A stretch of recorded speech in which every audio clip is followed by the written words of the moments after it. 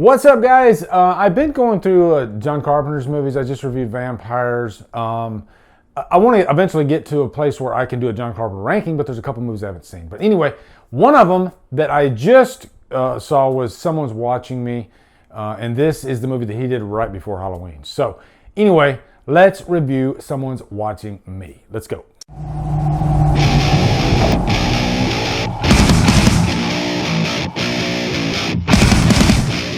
Someone's Watching Me stars Lauren Hutton, Adrienne Barbeau, Charles Cyphers, and is directed by John Carpenter. What's up, guys? Exciting day because we get to do another John Carpenter movie. We're gonna do one of his earlier movies. In the 70s, you know, he did Dark Star, he did Assault on Precinct 13, and when you see those like Halloween documentaries, they always talk about how he got the job. He did Assault on Precinct 13, and Donald Pleasence's daughter liked that movie, and that was kind of the link to getting Donald Pleasance the part.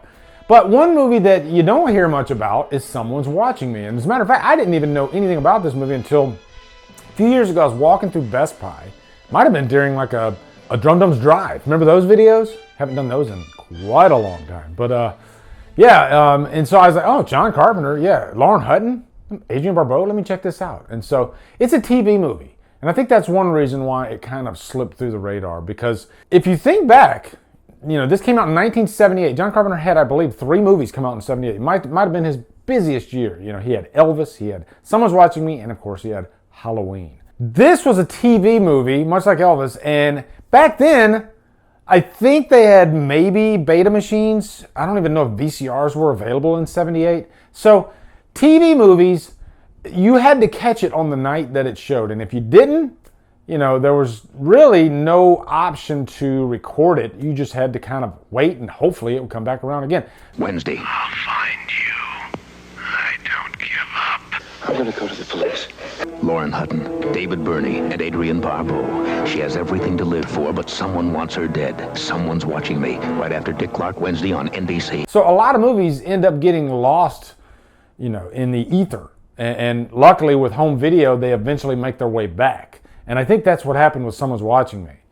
It was just kind of forgotten for a long time. So I watched this. I have the Shout Factory Blu-ray. You can see it back there somewhere on top of Jolene. And right up front, guys, I really, really love this movie. It is more of what I like to call like comfort cinema. We're going to get into the nuts and bolts of what this movie is, but let me just say up front, it's a movie that I can throw in at any old time and never be bored and just really have a great time with it. And I think a lot of it has to do with the time period that it came out with, you know, because me, in nostalgia, I was a teenager in the 80s.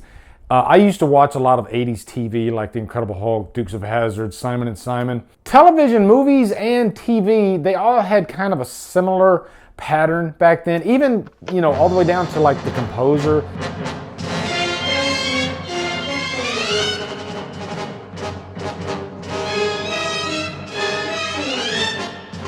The score for these shows, it was all pretty similar, and it's just comfort for me. I think back to that time period, and I just love, it's like a warm blanket. I just love that stuff. So if you're like, I say, a 90s or a millennium kid and you can't really relate to that stuff, then there's a chance you might not like this movie. There's a chance that you might find it boring even.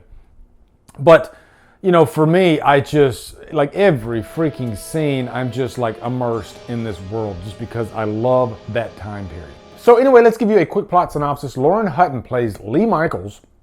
Her last name is Michaels, by the way. That's kind of interesting. And she gets this new job as, I think, like a news anchor, or she works for like a television station.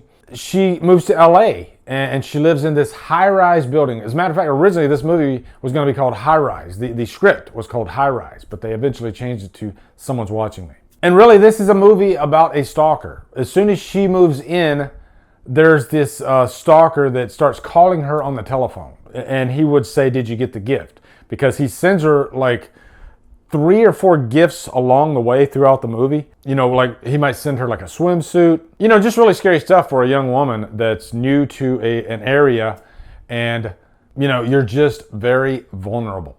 You can kind of parallel this to a lot of those movies, like say in like Colorado. Like in Colorado, there's a lot of areas like up in the mountains that are kind of secluded, and you could move up to an area like that, and you're vulnerable to whatever. And if you call the cops or somebody like that, it might take a while for them to get to you. Which is kind of different here because she does call the cops, but the issue is there's really nothing she can do because this is a pretty intelligent stalker. He knows where the line is. He knows that if he goes too far, then the cops can take action, but he never comes out and threatens her. He just toys with her and I guess psychologically tortures her because every time he calls, it sends her a little bit more over the edge. And knowing that she can't do anything about it, then it gets really rough. There was a movie recently with Maika Monroe called Watcher. And that movie reminded me of this movie quite a bit, actually, about Maika Monroe. She moves to this foreign country and she lives in this kind of high-rise building.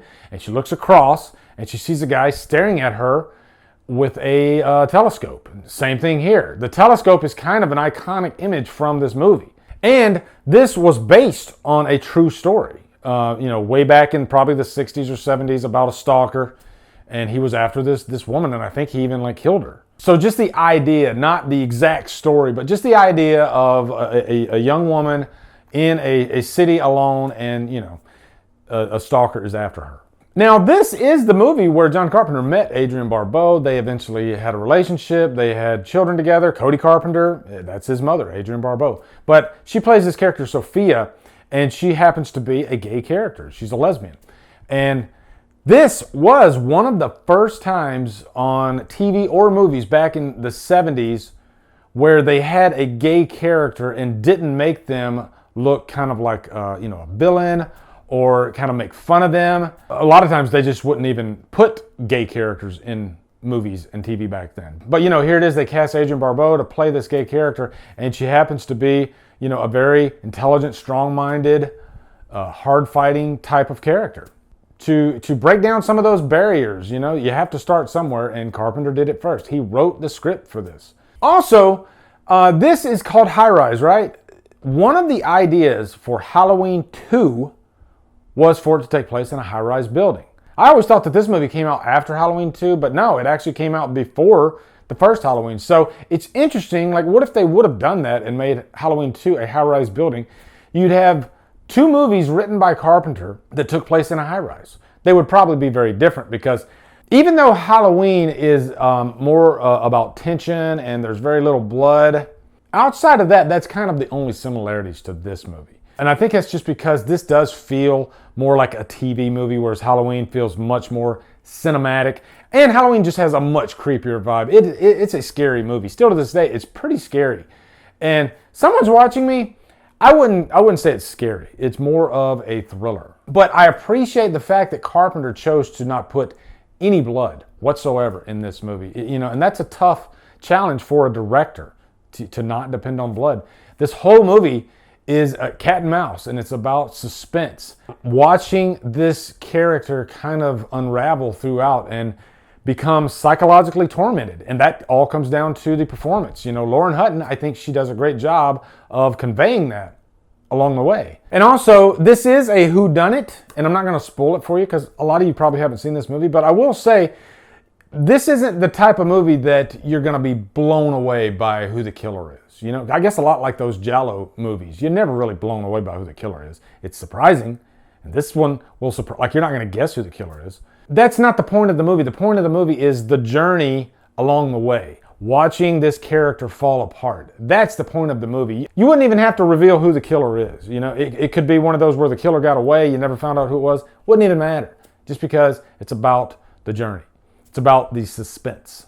Now, John Carpenter stated that this was a pretty important stepping stone in his career. This is where he honed a lot of his skills.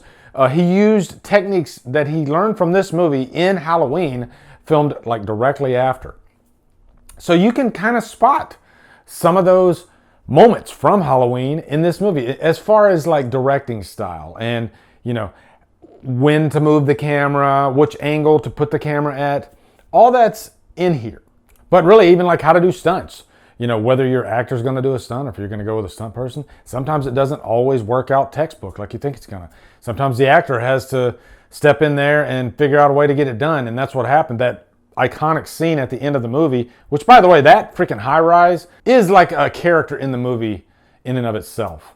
It just looks like gigantic. Like the beginning of the movie, you see the tracking shot going across the high rise, and it's just massive. But it gives you a sense of scale of, you know, if a character has to hang out a window, you know, you can see how scary that would be. And Lauren Hutton literally did that. You know, they had her tied to a harness, but I mean, she really got into the part and let her body just like fly out. Like that's really the building. They put the camera, you know, on the roof and shot it down, and you can see Lauren Hutton just hanging out the building, you know, and that's where you trust your director.